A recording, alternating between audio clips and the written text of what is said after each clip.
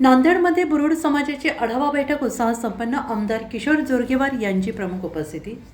नांदेड येथील शासकीय विश्रामगृहात बुरुड समाजाची महत्त्वपूर्ण आढावा बैठक उत्साहपूर्ण वातावरणात संपन्न झाली. या बैठकीला चंद्रपूर विधानसभा मतदारसंघाचे आमदार किशोर जोरगेवार यांची प्रमुख उपस्थिती लाभली.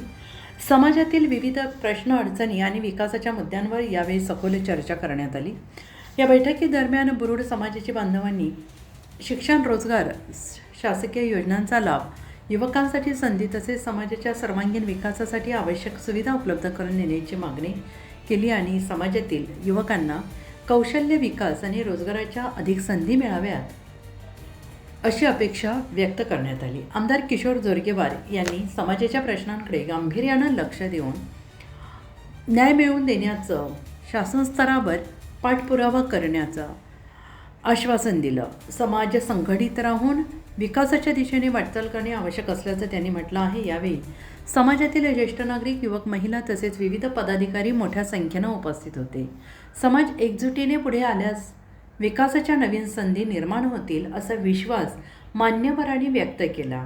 आगामी काळात अशा बैठका नियमित आयोजित करण्याचा त्यांनी यावेळेस निर्धार व्यक्त केला. बुरुड समाज हा आमचा वंचित समाज आहे, सेवेकरी समाज आहे. बांबूपासून सुपटुपल्या बनविणे, शेतकऱ्यांच्या उपयोगी वस्तू बनवणे यामध्ये राहिला आहे. परंतु जे फायदे मिळायला पाहिजे बुरुड समाजाला ते मिळालेले नाही आहे.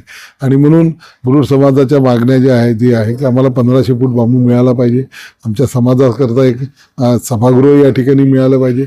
मुलांच्या शिक्षणासाठी घराची योजना या ठिकाणी प्रभावीपणे लागू झाली पाहिजे. एकंदरच महाराष्ट्रामध्ये बुरुड समाज आणि 59 जाती ज्या आमच्या या SC प्रवर्गामध्ये आहे त्या सर्वांना जे शासनाने घोषित केलेले जे निर्णय आहे, जे फायदे आहे त्याची अंमलबजावणी झाली पाहिजे. एखादं मोठी जागा घ्यायची, त्याच्यामध्ये लेआउट टाकायचं, त्या लेआउटमधलं जे ओपन स्पेस आहे ते समाजाला मिळेल आणि त्याच्यामध्ये शासनाचे जे लोकप्रतिनिधी आहे, वेगवेगळा निधी आहे, त्याच्यातून समाजाचं एक मोठं सभागृह बांधायचं आहे.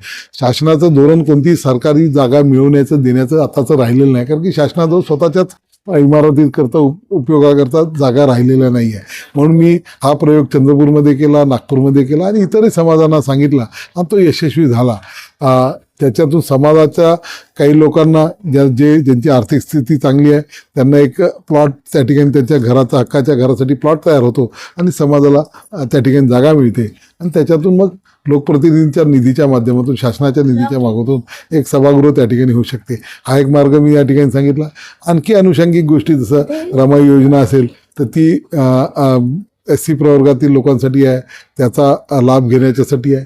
महिलांच्या त्या रोजगाराच्या विषयी, आरोग्याविषयी आहे. आणि 1500 बांबू मिळाले पाहिजे.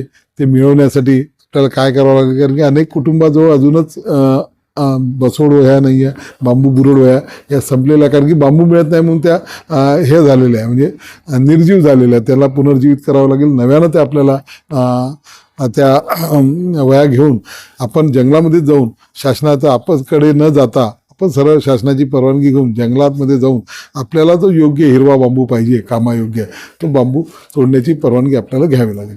बांधवांनो, माता भगिनींनो, आजच्या कार्यक्रमाला उपस्थित आपल्या समाजाचे आमदार व भावी मंत्री सन्माननीय श्री किशोर भाऊ जोरगेवार साहेब यांच्या समोर मी काही समाजाचे प्रश्न मांडत आहे.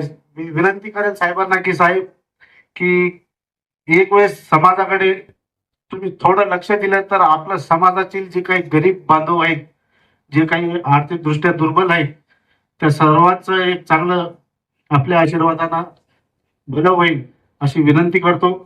साहेब, आपल्या बुरुड समाजातील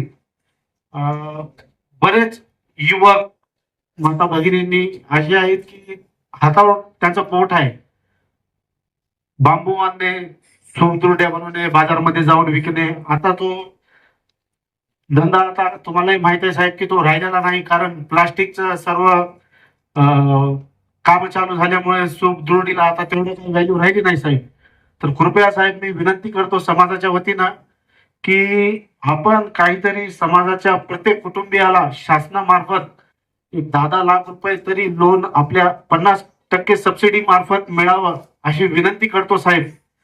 दुसरी विनंती करतो साहेब की बुरुड समाजातील आपलं समाज एवढं मोठ्या प्रमाणात आहे नांदेडमध्ये.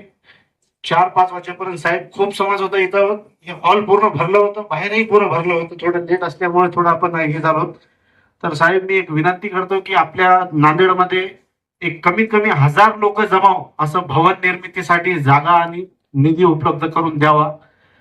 त्यानंतर साहेब बुरुड समाजातील आर्थिक परिस्थिती दुर्बल असलेल्या अत्यंत कष्टकरू कुटुंबियाच्या त्यांना बऱ्याच जणांना साहेब घर नाहीत. आज 500-600 रुपये त्यांची मजुरी आहे. त्या मजुरीवर त्यांनी करतील काय, खातील काय. तर त्या सर्वांना अशा दुर्बल ज्यांना खरंच घर नाही त्यांना जागेसहित किंवा घरकुलच्या माध्यमातून, आपल्या माध्यमातून, शासनाच्या माध्यमातून त्यांना घरकुल बांधून द्यावं एवढी मी विनंती करतो साहेब. आणि त्यानंतर नांदेड जिल्ह्यातील आपलं एकमेव समाज मंदिर बुरुड समाजाचे जे काही आहे त्याच्या उर्वरित बांधलेलं आहे साहेब. त्या उर्वरित बांधकामासाठी आपण एक चांगला निधी देऊन तेही पूर्ण करावा एवढी विनंती करतो साहेब.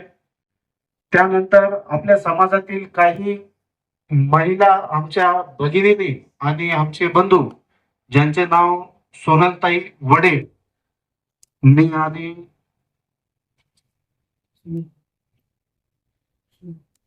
तृप्तीताई चार्लेवार आणि स्वप्नील भाऊ नागेश्वर यांचा साहेब एक निष्पाप असलेल्या एक गरीब कुटुंबियातील लोकांचं या 3 लेकरांचं बळी दिलेला आहे साहेब.